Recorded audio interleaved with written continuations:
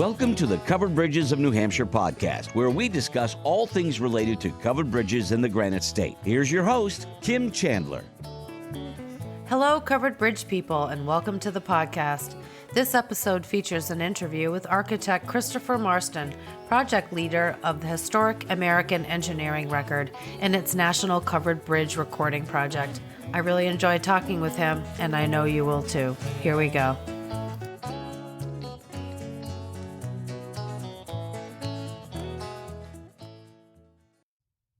In this episode, we'll learn about the Historic American Engineering Record, or HARE, and its National Covered Bridge Recording Project, through which over 100 historic covered bridges were documented, including 12 in New Hampshire. To help us understand this program, we're talking with the project leader, architect Christopher Marston, co-editor of Covered Bridges and the Birth of American Engineering and Guidelines for Rehabilitating Historic Covered Bridges. Christopher has been an architect with the Historic American Engineering Record since 1989 and has documented a variety of sites, from steel mills, machine shops, railroads, and canals to roads and bridges. He was co-editor of the award-winning book, America's National Park Roads and Parkways, Drawings from the Historic American Engineering Record. He served as the project leader of the HARE National Covered Bridge Recording Project from 2002 to 2019. He has presented on HARE work at a variety of national conferences and is an active member of several preservation organizations, including the Society for Industrial Archaeology, Preserving the Historic Road, and the Transportation Research Board's Committee on Historic and Archaeological Preservation and Transportation. He has degrees in architecture from the University of Virginia and Carnegie Mellon University. Welcome to the podcast, Christopher. Thanks, Kim. It's great to be here. We're talking today about the Historic American Engineering Record, or HARE, specifically the National Covered Bridge Recording Project that began in 2002. But let's back up a bit. HARE was established in 1969 by the National Park Service, the American Society of Civil Engineers, and the Library of Congress to document historically significant engineering and industrial works in the United States. Why is this critical? Why does HARE matter? So the Historic American Engineering Record Program started in 1969 to produce documentation of our country's industrial and technological heritage, and it is archived at the Library of Congress alongside the Historic American Building Survey collection. HABS was founded in 1934 to document the complete resume of a builder's art. Besides early houses, mansions, and public buildings, it also included a variety of other structures such as barns, outbuildings, and some stone and covered bridges. This is the oldest program that has survived in the federal government that dates back to the Franklin Roosevelt administration, because it was used to originally to put out-of-work architects and historians and photographers to work. Mm-hmm. And then by the 60s, HABS sponsored some pilot projects on several industrial sites. These were led by my friend Robert Vogel, former curator emeritus of engineering at the Smithsonian Institution. And he led some pilot projects to document several mill buildings in New England, such as in Lowell and Manchester, New Hampshire, Lawrence, and other mill cities like that. And these were done in the late 60s and 67 and 68. And by 1969, HARE was established by the Park Service as well as the Library of Congress and the American Society of Civil Engineers. The first project was based in Troy, New York, where they recorded several industrial sites and bridges in the Mohawk-Hudson region. Here's where HARE recorded its first bridge, was the Delaware Aqueduct, which had been originally built by John Roebling, who was the designer of the Brooklyn Bridge. A couple years later, HARE recorded its first covered bridge, the Humpback Bridge in Southwest Virginia in 1970 to 71. So hair remains an important part of federal preservation law. If significant engineering sites are negatively impacted by federal projects such as highways and other construction projects, um, they must be recorded to hair standards if the State Historic Preservation Officer or SHPO mandates it. So a lot of hair projects get documented for mitigation. And to date, there are over 11,000 sites in the hair collection, including over 3,000 bridges. And the collection is all searchable on the Library of Congress website, and I guess the link is in the show notes. Thank you.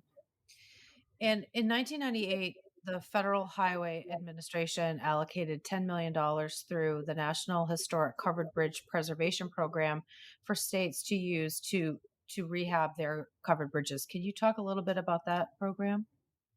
Sure. So the National Historic Covered Bridge Preservation legislation was originally sponsored by Vermont Senator James Jeffords in 1998. And it was part of that transportation bill. And the program was managed by Federal Highway Administration, or FHWA. In the program, 90% of the funding went towards rehabilitation of historic covered bridges. Through this program called the Covered Bridge Trust Fund, over 270 bridge projects received $86 million in funding that was earmarked in two different periods, one from 2000 to 2003, and a second from 2006 to 2012.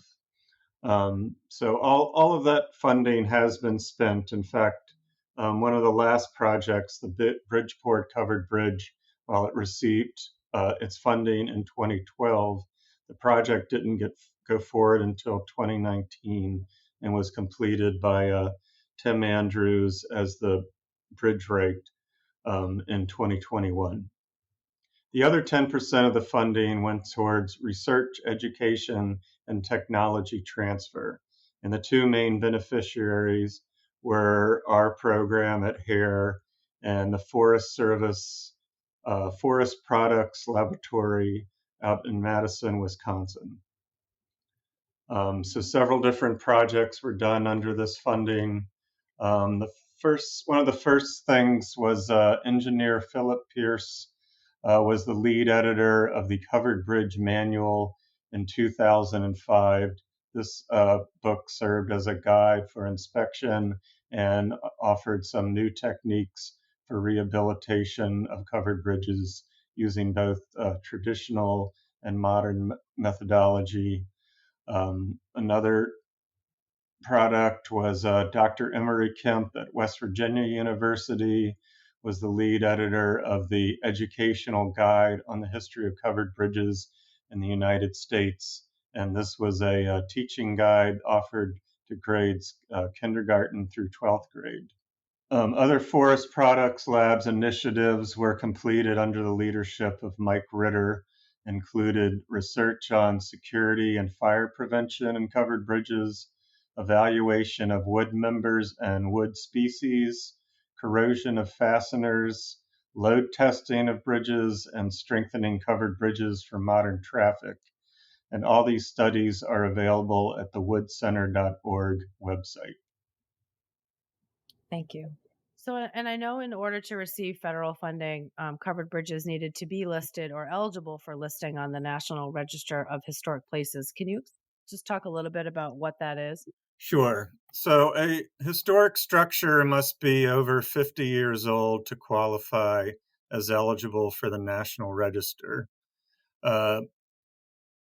Already, most historic covered bridges were already listed prior to this legislation. Several states listed all their covered bridges that were over 50 or 75 years old on the National Register, some in group nominations. And to be listed, bridges must retain some kind of integrity as pertains to its setting, materials, workmanship, or association with historic figures or events, or its style. In buildings, I would mean architectural style. In bridges and covered bridges, it really means the truss type. Okay. But there's several, significant bridge builders that could be associated, and sometimes they were associated with events such as the Barracksville Bridge in West Virginia had a Civil War battle at it, for instance, and things like that. The funding that was issued for the bridges, 80% of it was federal funding from the Federal Highway Administration, but the local state, county, or say historical society was required to produce a 20% match for the funding. And then, So, 223 separate bridges in about 25 states receive funding. A few projects did receive multiple rounds of funding.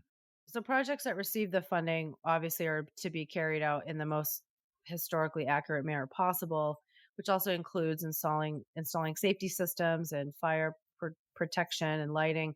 So, were there guidelines for this in 1998, or how was this monitored? The main guideline was to follow the Secretary of the Interior standards for this treatment of historic properties. Rehabilitation is the main category that works for bridges because you kind of have to be judicious in saving certain parts of it, whereas other parts of the bridge may need to be replaced in kind. So you can't just do a full preservation of the entire structure necessarily. And covered bridges, by their very nature, I mean, the reason they are covered is to protect the truss, which is doing the main work of, spanning the river or road or railroad or whatever to carry the load, the horse and wagon, which it was designed for, and then later cars and trucks. But if you cover it with siding and a roof over it, that way you're protecting the wooden truss from rain and snow and the elements. So by its very nature, it's a lot easier. You should be replacing the roofing and the siding every 20 or 40 or 50 years. Whereas the truss, if it's protected and the water does not collect on it, should last and not have to be fully replaced. Mm-hmm. Right. Several states did use the 2003 Burlington Charter, which we'll talk about later. That was drafted at the first National Covered Bridge Conference in Burlington, Vermont. But this funding did show the need for the guidelines for rehabilitating historic covered bridges, which was finally completed in 2019. In 2002, the FHWA partnered with HARE to document historic covered bridges. How did this come about, and what was the scope of that project? So our former chief, Eric Deloney, worked with the folks at Federal Highways, which included Marianne Neighbor, who was the Federal Preservation Officer for FHWA, and other contacts he had to get HARE as part of this program because he knew we could deliver on documentation and research of a high quality that would help the program. After we received some of the funding, I was named the project leader of the HARE National Covered Bridge Recording Project. And in this, we ultimately documented over 100 covered bridges to HARE standards. We carried out nearly 20 engineering studies of various truss types. We produced a National Historic Landmark, or NHL, context study and successfully nominated and designated 7 different covered bridges as National Historic Landmarks. We also held 2 national conferences on covered bridges. The first was in Burlington, Vermont in 2003, and 10 years later, we held another one in Dayton, Ohio in 2013. In addition, we created a traveling exhibition entitled Covered Bridges Spanning the American Landscape, which was co-sponsored by the Smithsonian Institution, and this traveled nationwide between 2006 and 2009. We also published 2 books. I was the co-editor of both with different authors. The first was Covered Bridges and the Birth of American Engineering, co-edited by Justine Christensen, published in 2015. The other was the Guidelines for Rehabilitating Historic Covered Bridges, published in 2019. And my co-editor on that was Thomas Vitanza. In 2003, the first National Best Practices Conference for Covered Bridges was held in Burlington. Who was there for that conference, and what did that conference look like? So we had over 200 participants, 223 to be exact, and they came from all over 26 different states across the country and 7 foreign countries, which was exciting. We had a mix of engineers, staff of federal and state transportation agencies, several students, some contractors and tradesmen, and a mix of covered bridge enthusiasts and historians. There were over 30 papers presented, several tours of covered bridges in the region offered. One night we had a reception and an award ceremony at the Shelburne Museum, and this featured the inaugural Palladio Award that was awarded by Clem Labine, who is the publisher of Traditional Building magazine, and this was awarded to the Ashulet Covered Bridge in Winchester, New Hampshire, that was engineered by Hoyle Tanner, and Tim Andrews of Barnes and Bridges in New England was the bridge wright.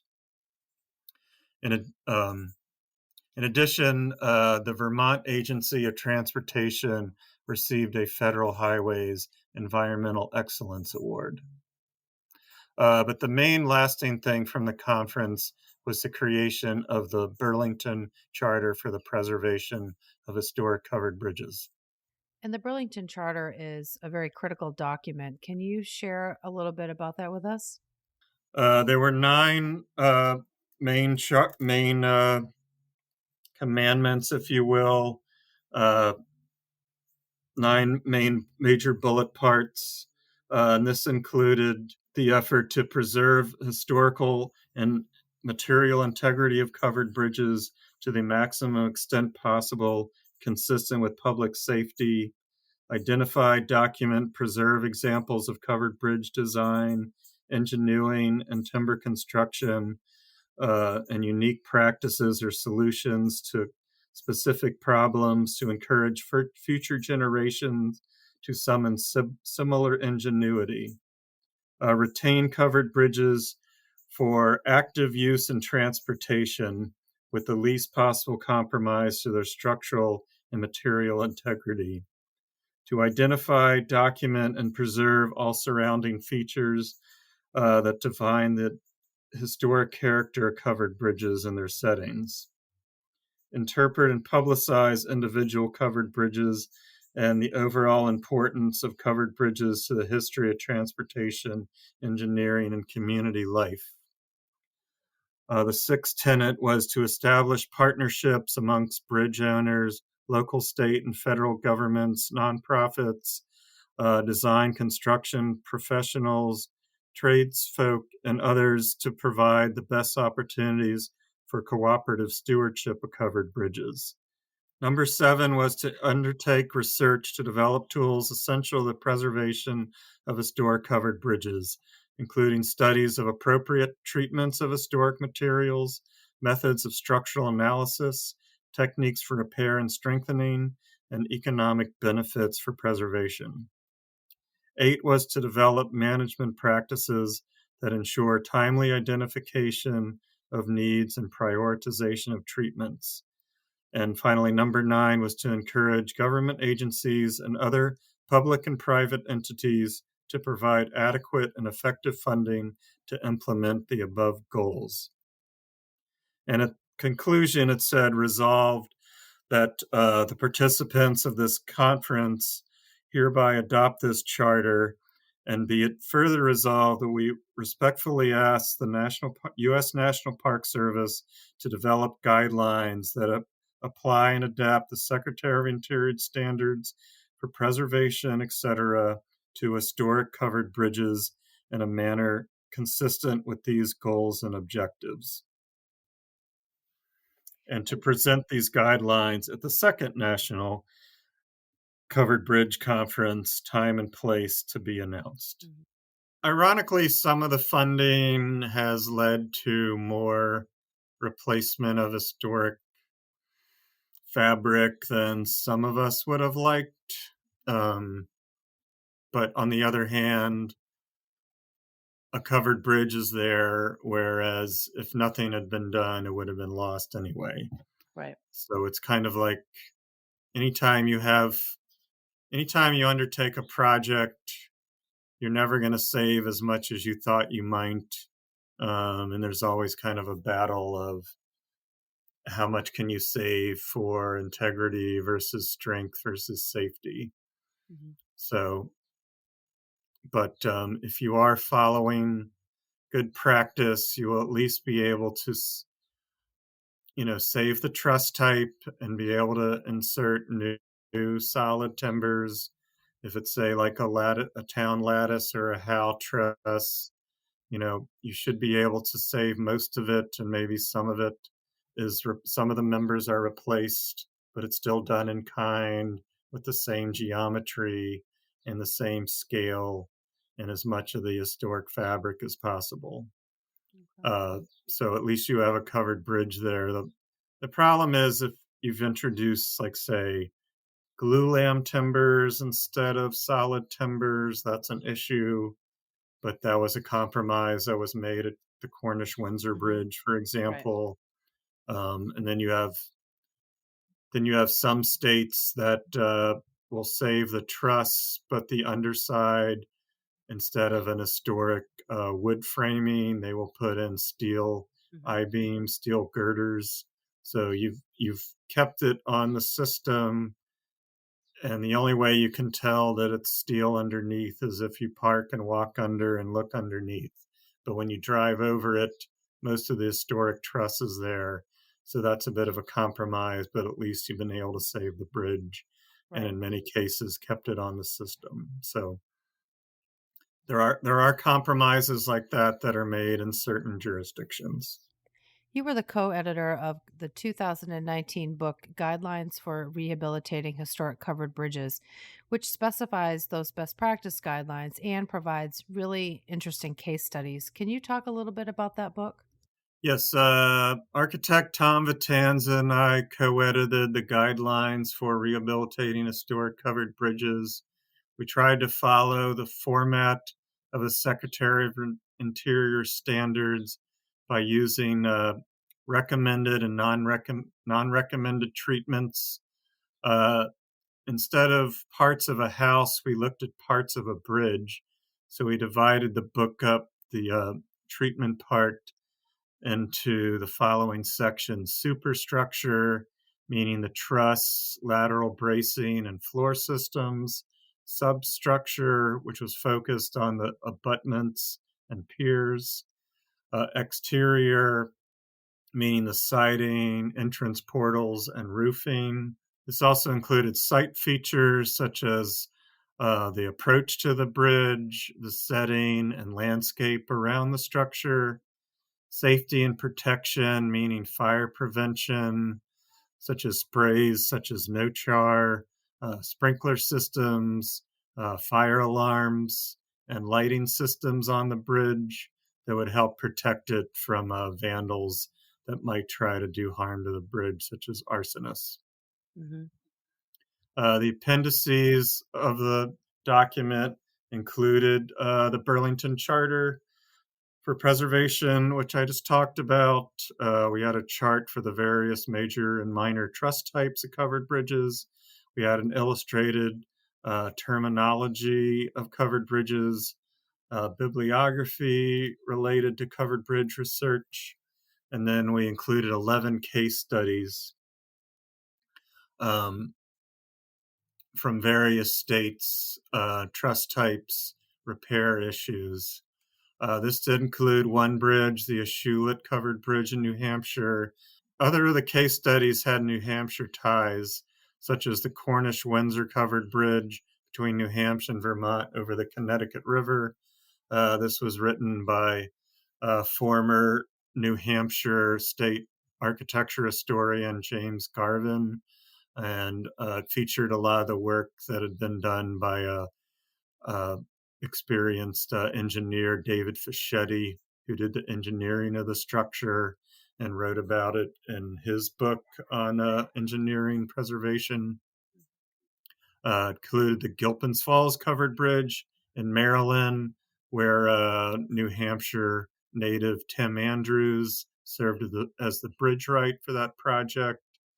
It included the Johnson Creek covered bridge in Kentucky, where Arnold Grayton of Grayton Associates was the bridge wright on that project, and the pulp mill covered bridge in Vermont, where Hoyle Tanner, Sean James, and Joseph Bitchja were the engineers, and they wrote the chapter on that project. Mm-hmm. Great. So New Hampshire is well represented. Yes, it definitely is. It's definitely helpful for me as well in putting this book together. Can you explain a little bit why those? Could you explain why those specific bridges were chosen to be written about in the book? Sure. I mean, we wanted a variety. The Ashulet Bridge in Winchester, that had already won the Palladio Award, so we were already familiar with that, and they had already put together an excellent proposal for the award, so that was kind of a no-brainer to include that one. So we asked Bob Durfee if he could write that up, and Tim Andrews helped edit it with his experience. Cornish-Windsor, we knew about that from the Fischetti book, and Jim Garvin agreed to write that. That's one of the longest bridges in the country, so that was important to include. Gilpin's Falls we included with our experience working with Tim Andrews and knowing that he was able to preserve like 75% of the fabric on the truss. So that was an excellent example. There were also examples like out in Indiana, where one had survived a flood and a hurricane and was able to be put back together. Let me look up that for a second. We included one in Alabama, the Swan Covered Bridge, a town lattice truss. King's Covered Bridge in southwestern PA used an interesting polymer system for saving some of the timber members. We did a couple bridges in Indiana. One of these included the Moscow Covered Bridge, which had been rehabilitated by Jim Barker.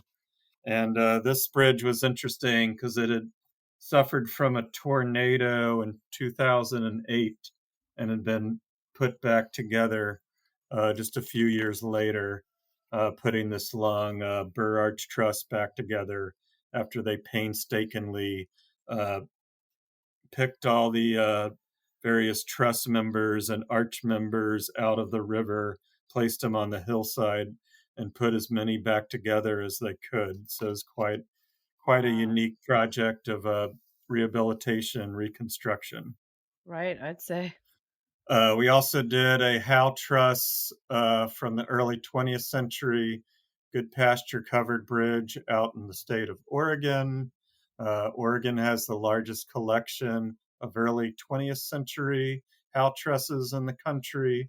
They're really the last state to still be building historic covered bridges up until about World War II. But we tried to get a variety of truss types, regions of the country, uh, different engineer and bridge right teams, different preservation issues to resolve, to show a variety of case studies for good preservation and rehabilitation options for the book. That's great. Well, and that kind of leads into my other question is that, the information in the hair reports was invaluable to me for my research, and I felt very lucky when I found a covered bridge that had this.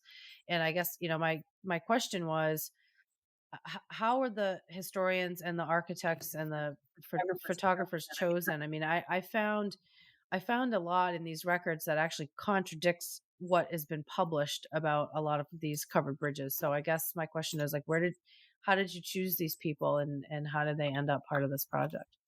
So the hair project started back in 2002 when my former boss, the chief of hair, Eric Deloney, convened a meeting of leading covered bridge experts, engineers, and historians from around the country in 2002. Joseph Conwell of Maine, who was seen by many as the leading scholar on American covered bridges and was the longtime editor of Covered Bridge Topics, who unfortunately passed away around 2012. He made a presentation on the 30 covered bridges that showed the best integrity and significance from around the country. And this included bridges by major bridge rights and various truss designs and a good mix of that were sourced from all four regions of the country. And then other engineers and historians gave cases for their states, from Oregon to Ohio to the South and New England. Okay. The hair program, I mean, we have a long track record of hiring students and even international students to work on our summer projects. So a lot of these were supported by summer projects. We also had several in-house teams of historians, engineers, architects, and photographers that did the work. One historian in particular, Lola Bennett, who lives in Stowe, Massachusetts, she wrote 60 of the 100 reports. And she also did all the work on the National Historic Landmark context study and all 7 of the applications, which we all got those bridges designated. Okay. So it was but it was a very multidisciplinary team. We also had several engineering professors, such as Dario Gasparini of Case Western Reserve University in Cleveland, Ohio, some from MIT and Johns Hopkins University in Baltimore. And they all worked with engineering graduate students to do engineering studies. So you're able to do engineering studies, load testing on all the various truss types. We started the project in 2002, focused on the 4 major truss types of covered bridges in America, which are the burr arch truss, the town lattice, the long truss, and the Howe truss. These are kind of the 4 foundational trusses. And then from there, we went into other major and minor and regional truss types, such as the Pratt truss, which has become kind of more popular in steel bridges, but it was first designed as a timber truss. Other regional, such as the Paddleford, which you see up in New England, New Hampshire, Maine, multiple king post, the Brown truss, the Haupt truss. There's only one of those left down in North Carolina, McCallum, Smith Truss, which kind of started in New Hampshire, but moved across the country into Indiana and out west to California. So we did try to do a lot of various truss types and study them both with drawings, interpretive drawings, and engineering studies, as well as history reports and large format photography. Well, and it that's kind of goes into my next question. So, what I discovered in doing my research, I discovered what a boxed pony is, and I did not realize that those were authentic covered bridges, but they are. And Yep, Hare recorded 5, correct? correct. Yeah. Yep, And can you talk a little bit about those? sure. So we did try to choose all the remaining railroad covered bridges and timber truss bridges remaining in the country, and several of the as part of our list of 100, and several of these were in New Hampshire. Uh, some were like through trusses that were on rail trails, such as Wright's Bridge and its neighbor, dot dot dot. The Pier Bridge. Yeah, the Pier Bridge. Yep. And there's also the one in Franklin, the Sulphite Railroad Bridge, which is a decked Pratt, and Kentucook, which is a town lattice, and Clark's, which is a howe truss Mm-hmm. that's still being used for that private rail line at Clark's Trading Post. Mm-hmm. So, but we also did 5 box pony trusses.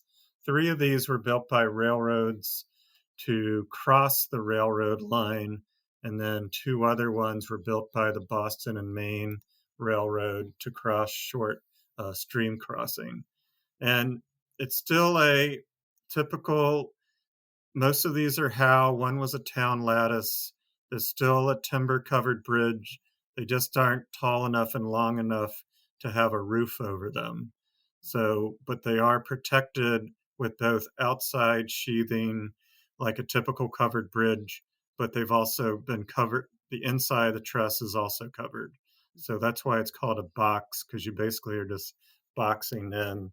Um, there's a short kind of covering, horizontal covering or slightly sloped covering over the top of the truss, but it's boxed in by 3 sides. And there's no upper lateral bracing because of the clearance for the locomotive mainly. And so often these will have outriggers on them that's basically like a triangle that's hanging out outside of the truss, and that creates lateral stability. But these were still in the Moose Brook and Snyder Brook bridges that were built up in Gorham, New Hampshire, and those were built as late as 1918. Jonathan Parker Snow was the longtime engineer of the Boston and Maine, and he still saw that these short howe trusses were still valuable, useful. It's during World War One. Steel is being used more for the war effort, and so why not just build some of these short timber bridges over these small streams? They'll still get the job done. Mm-hmm. And do you want me to talk about the Moose Brook Bridge project? Sure. So this project, Dario Gasparini was a professor at Case Western in Cleveland. He was looking to study a whole full-size howe truss, to study how the howe truss worked, how did the timbers interact with the cast and wrought iron members. A howe truss is basically a series of X's of braces and counter braces of timber, but the tension members are wrought iron rods that are housed in cast iron shoes at the top and bottom, and they can be tightened. And this truss was very popular for railroads from the 1840s to the 1880s, and then, like I said, the B&M built them into the 19 teens. So in 2009, when we were applying for this research project with Federal Highways, David Wright and from the National Society for Preservation of Covered Bridges, the president who's since died, and Tim Andrews were at our meeting and said, well, we have the Moose Brook Covered Bridge up in Gorham, but it burned back in 2004, but it's still sitting there. The timbers are charred, but all the hardware is totally reusable. So we decided to use that structure, and Tim Andrews was able to procure new Douglas fir timber as replacement members for the truss, and he reused all the hardware, all the wrought iron rods, and the cast iron shoes. Some of the shoes had cracked due to the fire, so they were repaired by the leading kind of cast and wrought iron bridge expert in the country, Vern Messler, who's out in Lansing, Michigan, Lansing Community College, where he helps run a group that works on these metal bridges and riveting and whatnot. He repaired several of the castings. Anyway, we shipped them to Cleveland, Ohio. The first truss in 2011, the second truss in 2012.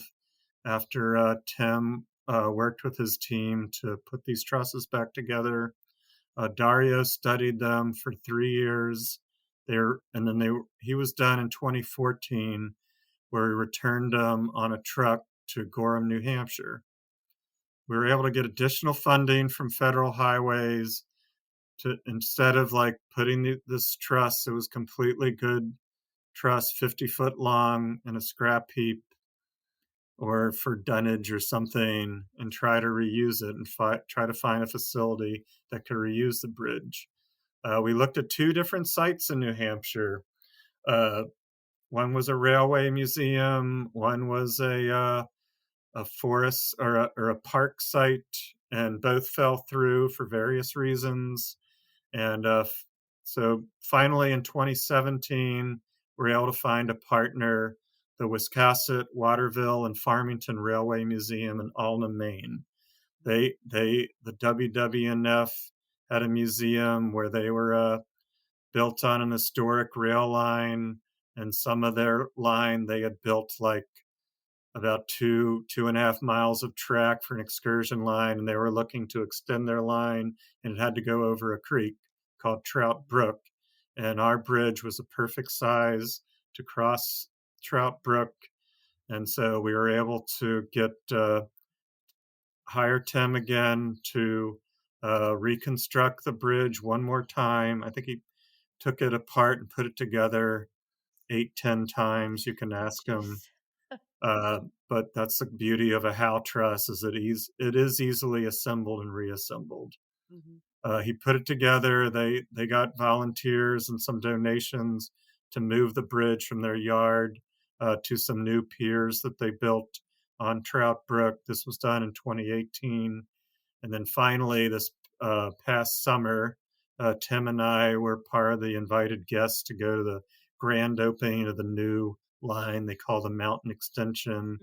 Went another mile on their private railway, crossed the bridge, and we were on like the first train with guests to cross the bridge. So that was very exciting. That's great. So that was a fun project. It included, hair documentation, engineering research, best practices for rehabilitation and reconstruction, to reuse the metal components, put the timber components in the traditional way, and then we're able to find a new usage for the bridge and keep it open as a bridge as part of this railway museum in Maine.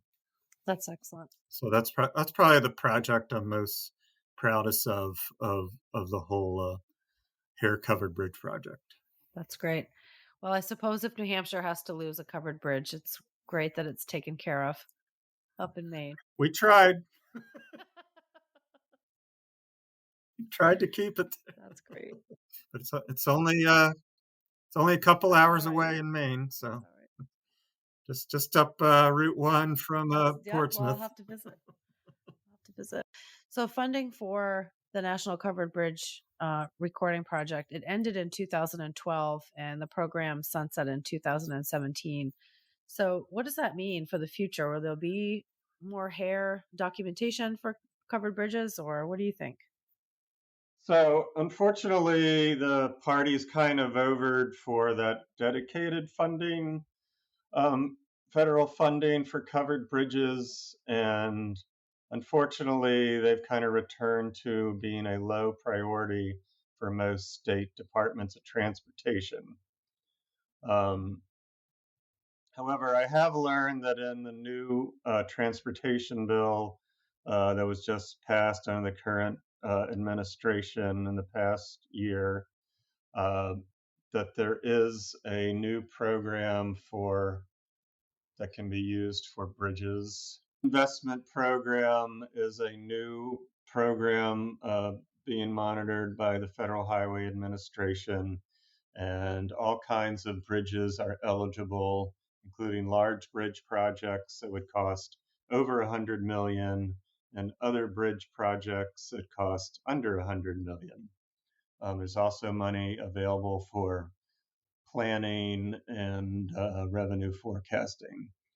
It looks like if somebody wanted federal funding for their covered bridge project, they would have to go through a representative from the state DOT to help apply for the project.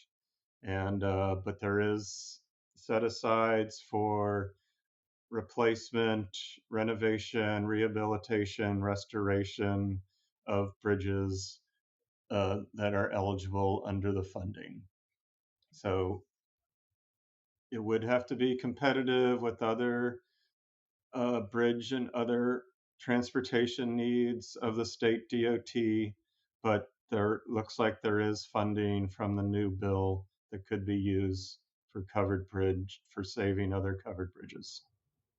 That's excellent news. I, for one, am very grateful for the work that that everybody did to document these bridges, especially the New Hampshire bridges, which are I'm very fond of. Sure. And that the records that you shared with me were exceedingly helpful and probably Good. some of the best and most thorough and primarily sourced Thank you. documents that I received. And so I thank you for that. And I know that other people are grateful for it as well. Good. Right. All right. Thanks, Kim. Thank you so much. All right. We'll You're see welcome. later. All right. Bye.